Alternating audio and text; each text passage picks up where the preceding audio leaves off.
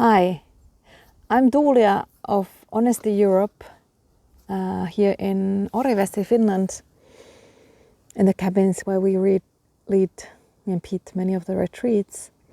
And I want to talk a little bit about completion talks.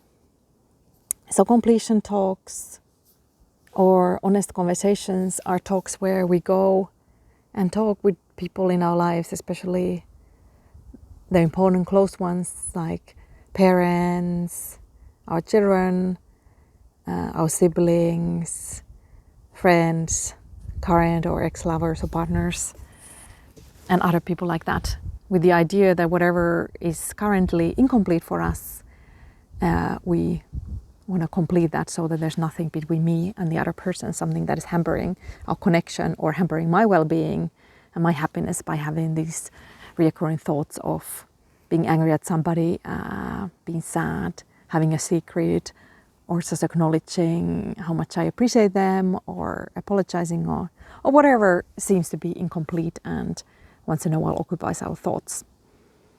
And how I go about these thoughts is talking face to face in private space, so not in a very crowded place or something like that, where both of you have freedom to express whatever you express. And it's a conversation about what's going on with you, how are you feeling, what's important to you, rather than right and wrong, or I'm good, you're bad, or something like that. And if you have that story that you're good or right, then owning that, but also recognizing that it's a story. And also your emotions are something you create. And it's not a monologue, so also giving space to the other person to express whatever is going on with them. And one other important point for me is that it's not about changing the other person. It's not about them needing to be different, and so then you can get over your anger or forgive or love them or like them or feel connected. You have the choice of get over your stuff or want to get over the stuff. You cannot really force it, but the wish to do so. You have the choice of wanting to connect, wanting to listen, and wanting to try to understand. Or you have the choice of just be stuck in the you should be different. For me, that's a really crucial point, because many times people do ask but they don't understand, or they don't care, or they don't listen, or they do the same thing again. So how could I get over it or forgive? And I think forgiveness as I use it, getting over stuff, is not dependent on the other person never doing the same thing again. It's not about demanding perfection. We are not perfect, so why the other person would need to be perfect? It's about clearing what's unclear and then starting from there without the baggage or a sin list from the past. And one question I did get was about bodily sensations. So in Radical Honesty, we work a lot with bodily sensations. What is happening in my body right now physically? Like tightness, maybe trembling, cool or heat. Right now I feel the air on my face. I feel some coolness in my upper body and in my lower back. I notice tightness in my shoulders. My shoulders went down. So kind of ongoingly noticing what is happening in my body. And then having a talk with people who are not practicing Radical Honesty. So how far should we go into reporting the bodily sensations, talking about my sensations, or asking about the other person's sensations?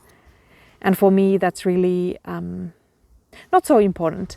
So the main thing is that I keep noticing, I keep present in my body rather than just spinning in my thoughts. So that's why the being grounded in the body, noticing the sensation is really important, because it's easy to spin out and go in circles when we are fully living in the head.